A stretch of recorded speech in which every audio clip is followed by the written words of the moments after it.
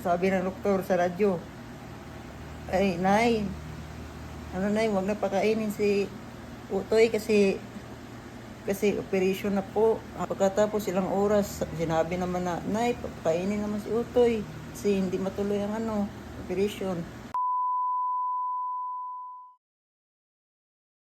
Na Kuya Wilfredo, dito po nakatira, umuupo dito. Ay ate, Sino ka? Di kita kilala. ba't hindi na rin kita kilala? Oh, hindi kilala. Malis ka na. Kumusta ikaw? Okay lang. Siya po yung ate ni Kuya Wilfredo. Inay! Inay, kumusta ka na? Hello po. Inay, kumusta na ikaw? Bakit ang tagal nyo nagbakasyon? Kailan pa kayo umuwi? Hapon. Ay, kumusta si Kuya Wilfredo? Okay lang. Ay ate, dito po sila umuupa. Sa tulong din po ng mga kababayan natin. Hello nanay. Hello po. Kamusta na po? Ako ba'y pwedeng pumunta dito? Bawal. Bawal daw. Bakit hindi mo na hindi? Ano? Bawal daw po yun. Baka pwede. Pwede naman. Hello po. Dito po nakatira si na Kuya Wilfredo. Yan. Hindi lang po. Kasi ngayon naka-body cam. Hindi lang po pwedeng ipakita. Yan. Kailangan tanggalin natin yung body cam natin. Kasi hindi po pwedeng makita yung mga sugat ni Kuya Wilfredo. Kailangan po nating iilag. Hi ate! Ano? Yan. Dito po sila nakatira. Ito po yung inuupahan nila. Sa tulong din ng mga kababayan natin. Yung po mga nagmamahal kay Kuya Wilfredo. Kaya meron po silang natutuluyan na maayos. At kaya may magandang ate si Kuya Wilfredo. Kuya, kamusta na ikaw? Hindi ko lang po yung camera kasi nga hindi po pwedeng makita yung mga sugat ni Kuya. Ate, pengi naman ako upuan. Pahiram pala, pahiram. Joke lang. Pahiram ako ha. Oo. Ano nga pangalan ni ate? Honey Grace. Honey Grace? po. Honey Grace? Honey Grace. May honey ka na? Wala pa po. Wala kang honey. Wala kang honey.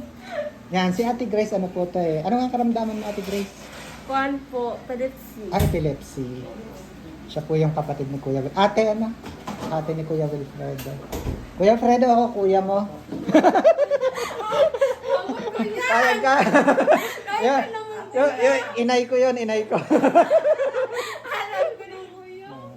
Ay, kumusta ka na? Ito pa rin, balik bahay. Ay, pagkahaba ng buhok mo. Oo nga po, hindi mo gupit-gupitan. Ikaw ba'y pwedeng gupitan? Pwede po, Kahit man lang Kasi semi-kalbo ngayon ng kasi- maliwalas. kasi ngayon, paglabas ko hospital kahapon, ngayon, naibang ko, hindi ko na inisip ang masugat ko. Ang akin po, nakagalaw po ako. Kaya kanina po, naliguan po ako first time sa isang taon, naliguan talaga. First time sa loob ng isang taon, nakaligo ka na. Ay, babalik na si Mrs. Kasi po, umupo na po ako doon. Oo. Umupo na ako doon sa upuan. Kaya naliguan na po ako. Ako lang po ang nag-ano sa sarili ko kasi ang pakiramdam ko baka ako lang ang makagamot itong sugat ko kasi po sabi ng doktor kasi sila nag-meeting ng mga doktor lahat pati yung mga senior. Masabi iba-iba kasi ang plano nila. Ang iba gusto putulin, ang iba hindi. Gusto gagamutin pero matagalan. 6 daw na operasyon daw ang gagawin sa akin kung matagalan. Opo, 1 taon ang estimate nila matapos ang operation ko, pabalik-balik. Uwi naman bahay, schedule naman ng operation. Yun, pumayag ako sana na, Dok, papayag ako kahit matagalan na gamutan. Kasi gusto ko na gumaling katapos kailan kaya aking operation una. Siya. Yan, hindi namin yan masagot kasi mag-meeting kami ulit. Pero, ang suggest ko talaga sa iyo, matagal na talaga ng sugat mo. Kasi marami kaming gagawin sa iyo. Masugatan ka ulit. Magkuha kami ng dito sa yung likod, yung Balat? Hindi po, laman talaga. Laman talaga. Kasi po, hindi na kasi ito matutuwid itong tuhod ko. Kaya bubuksan nila to. Oo. tatanggalin nila tong dito para lagyan ng ibang ano kasi tumigas na. Tapos pagkatapos suggest ng doktor Misa, nag-ano sa amin yung pauwi na kami, suggest maghanap kayo ng hospital na kaya mo putol, yung puputol talaga simpa. Kasi hindi ka na makaramdam ng sakit kung magputol na. Tapos pagkatapos baka hindi mo makaya ng operation na 6 na beses. Yan, ang tinutukoy ni Kuya Wilfredo, na-confine kayo, di ba? Opo. Sa Batangas Medical Center. Opo. Gaano kayo katagal doon? Bali, mag-isang buwan na po kami doon. Doon sa loob ng isang buwan, anong nangyari habang nasa ospital? Ano na, antibiotic lang, gantay sa mga sabi ng doktor, yun lang po, wala pong linis-linis. Walang ginawa kahit anong procedure, Wala paggamot o anong... Wala po, yung lang antibiotic lang po, para hindi po ako ma-infection doon. Wala pong linis-linis ang sugat ko. Tapos yung paglabas mo na ospital, ano yung final na decision na sinabi nila sa'yo? Yung ang sabi talaga ng isang doktor, suggest na maghanap ng ibang ospital. Na? Sabi ni Doc na, uwi kayo ng Mindanao kasi sa Mindanao maraming malaking hospital na public hospital.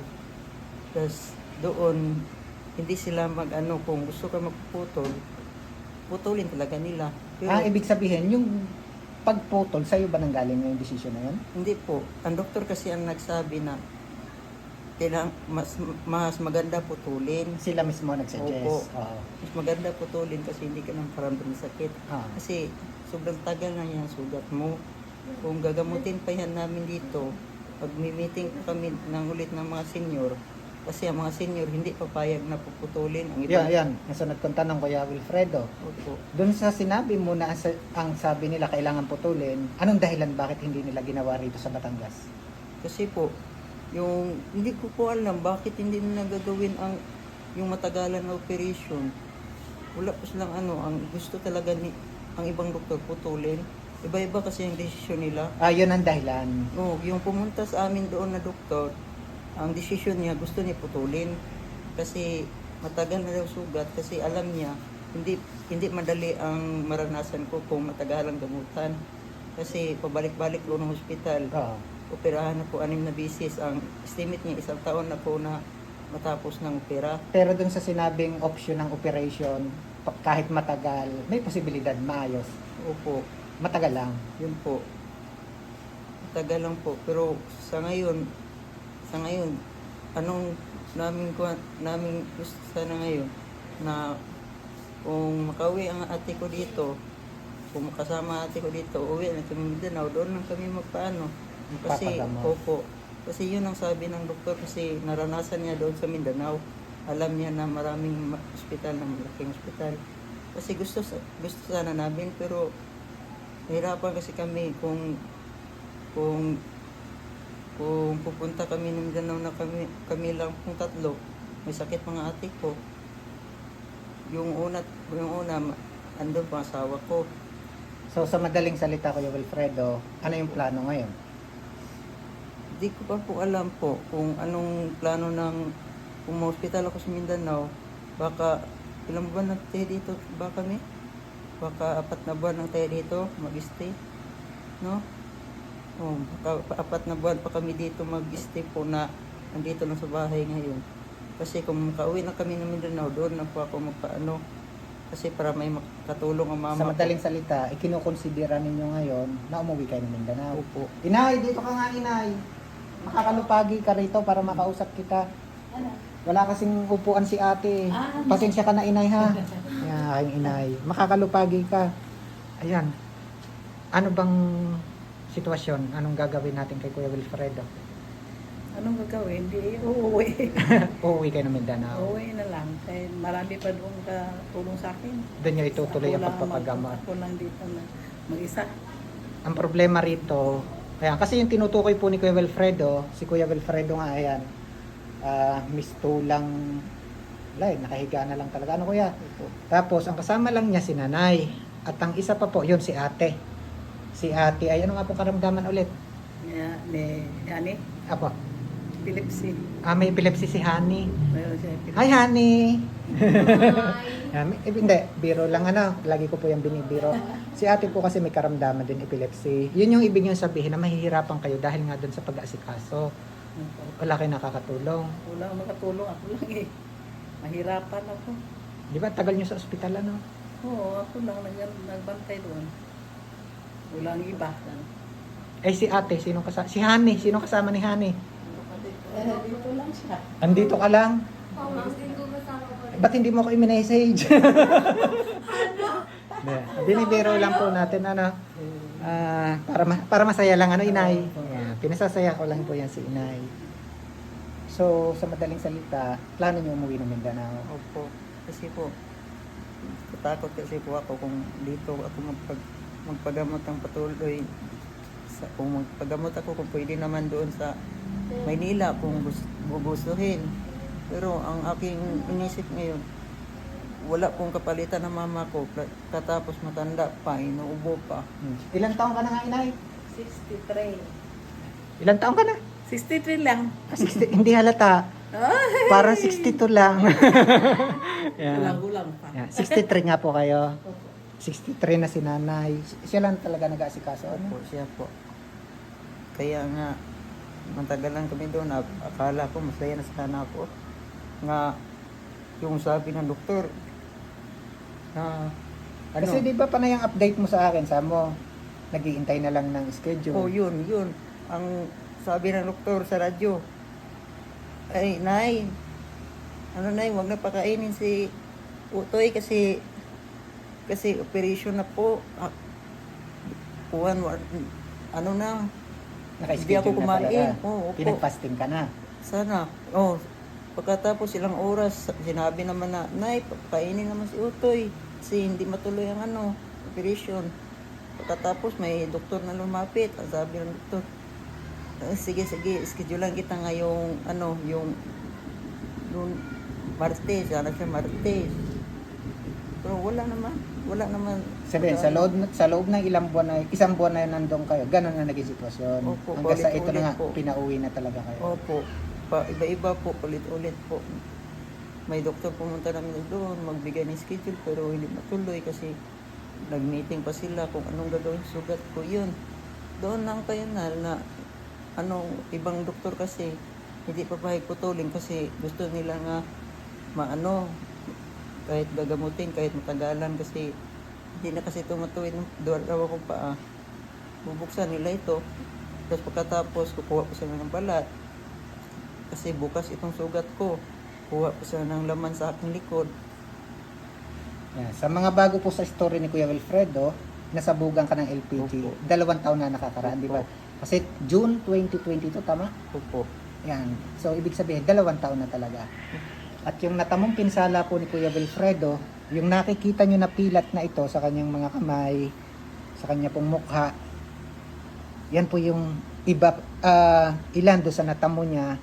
Ngayon, yung pong hindi ko maibaba ng camera, yan, kung mapapansin nyo, naka-steady tayo sa part na to ni Kuya Wilfredo kasi hindi ko po pwedeng ibaba ang camera. Kasi naririto yung napakalaking damage, yung napakalaking mga sugat simula sa hita, halos malapit na sa singit, di ba? Simula po sa hita ni Kuya Wilfredo pababa hanggang kanyang mga binte. Doon po nandun yung mga sugat na hindi gumagaling for 2 years. Ano kuya? Sa loob ng 2 taon. Bala kasi nila sana putulin hanggang singit. Tapos nag-request ako sa doktor, to kahit may sugat matitira to, lalagyan na kahit kunti, malagyan ng artificial. Para may material lang. Opo, para may malagyan ng artificial. Yan naman ang gusto natin gagawin para makalakad ka pa. Yun ang sabi ng doktor. Pero wala naman po para tuloy. Eh, sa iyong sarili Kuya Wilfredo, ano yung decision mo? Putol o talagang ano yung plano mo? Hindi ko pa po alam kung ano talagang suggest sa ibang doktor pa mapunta na kids. Depende ka kung ano sasabihin ng doktor. Opo. Kung anong kakayanin ko, baka pagtingin nila sa akin, baka hindi ko makakayanan ang matagalan na gamutan. Basta ang importante, Opo. mawala na yan. Ano? Opo, yun ang talagang gusto ko. Yun lang po ang gusto ko. Eh, ano ba sitwasyon niya? Sumasakit pa rin yung mga sugat mo? Sobrang sakit ngayon po. Wala pong linis-linis. Kaya po nga, bukas po. ako lang po maglinis dito, bubuksan ko tong mga ano po para matanggal na po to. Paano mo di-describe kung gaano kasakit, Kuya Wilfredo? Gaano kasakit yung nararamdaman mo sa sugat na meron ka? Tagos puso kong sakit. Hanggang ulo, hanggang puso kong sakit. May araw din na ibang pakiramdam ko. Kung tumutong ng gabi, hindi na ako halos makahinga. Hindi ko alam kung bakit. Kung umaga naman, magandang panghinga ko.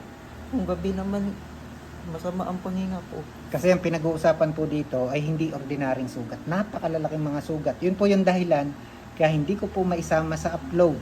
Kasi malalabag po natin yung tinatawag na community guidelines. Bawal po ipakita yung ganito. Pero dun, kung nais nyo pong makita yung eksaktong kalagayan, kung ano yung tinutukoy, kung anong klaseng sugat yon, i-message nyo po ako. Pwede ko pong i-forward sa mga matatapang ang loob na gustong makita, o kaya naman bisitahin niyo po yung personal account ni Kuya Wilfredo Micarsos Wilfredo. Naka-upload po yung mismong sugat, kung ano mismong sitwasyon ng mga sugat ni Kuya Wilfredo. Ikaw ba may budget pa? Naubos po lahat. Wala na. Ubos po. Ano, kami nakabayan ng kuryente ngayon. Kasi po, talaga kami makukunan. Yung tira sana natulong nung ibang tao sa akin po. Gusto sana namin na malagyan sana ng ano dyan sa labas, kahit makukunan lang, kahit panggamot sugat. Kasi po, 4 na buwan hihintayin ko para mabalik ako ng ospital. Kasi maghantay pa ako sa aking kapatid kung hanggang kailan siya makarating dito. Ibig sabihin yung mapapagkitaan, Opo, tinutukoy mo. yun po, para po na may makukunan po sa sugat ko. Kahit gamot-gamot po. Kahit kami na lang po, ako lang po maglinis sugat ko. Kanina, hindi ko na niramdam masakit. Ngayon, pabitin-bitin ako dito. Nakasan unog ko, katawan ko. Kasi alam ko na Ikaw lang makakatulong sa sarili. Ako lang makatulong sa sarili ko kasi pabalik-balik na akong hospital eh. Napunta na akong private hospital. Nakabayad kami doon. Punta na sa public hospital. Labas-pasok po ako. Walang hospital na talaga na maghahawak sa akin na matagalan. Kasi alam nila na baka kaya hindi nila ako na gamot ang matagalan, baka akala nila hindi ko kakayanin, kaya suggest nila puputulin na lang.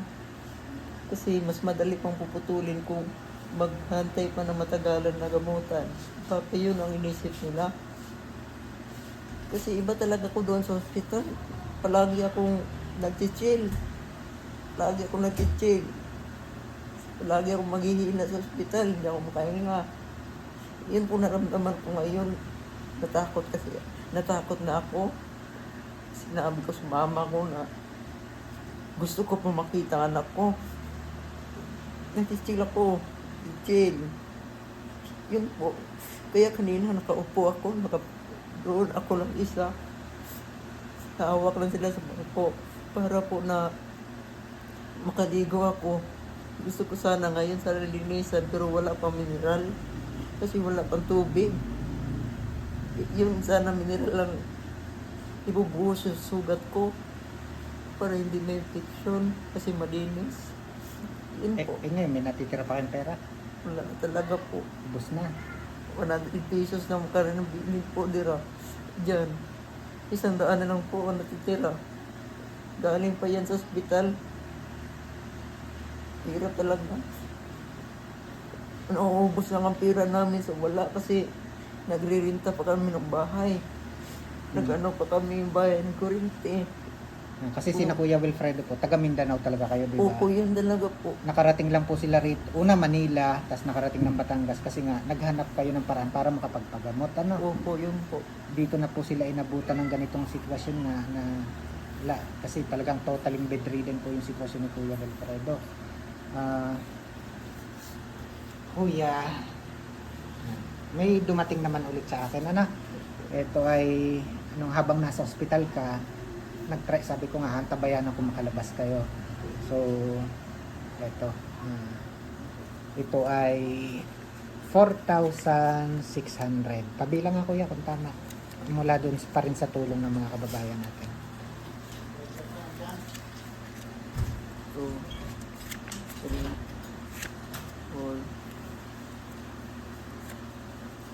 4,600 po. 4,600. Salamat po. Maging tulong na po yan po. Pabili na po kami ng LPG po, tangki na po. Kasi wala na kaming lutuan. Ubus na po ang LPG namin. Wala naman lutuan para kahoy po dito. LPG talaga. Kasi sina Kuya Wilfredo po nasa apartment itong lugar, wala naman pwedeng pagkunan o paglutuan man lang ng pwedeng kahoy sana. Kaya napakahirap din nga. Maganda sana kung kahoy sana kasi Lahat bibilihin nun. lahat bibilhin. Pati ngayon, kuryente, hindi pa po nabayaran. Yun po ang mahirap po.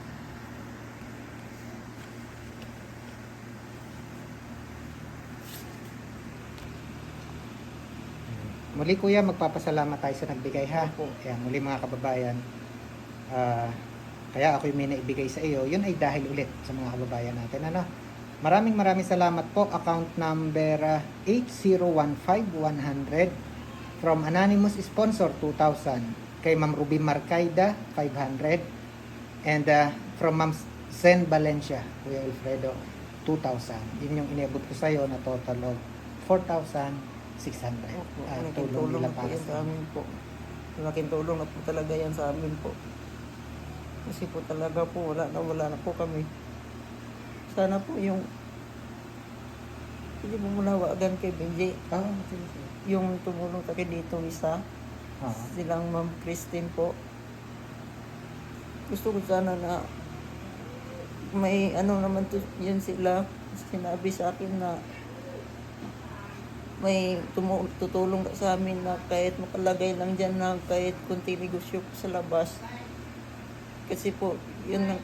Kasi nasa natatandaan ko, yung ibinigay sa inyo, yun sana yung plano. Ano? Opo. Kaya nga Yun sana lang, po. naubo sa ospital.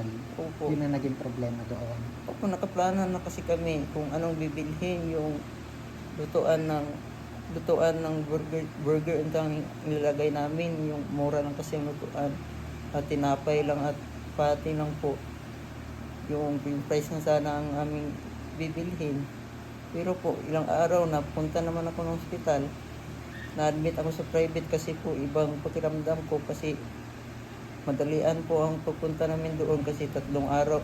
3 araw kami doon, nakabayad pa kami doon.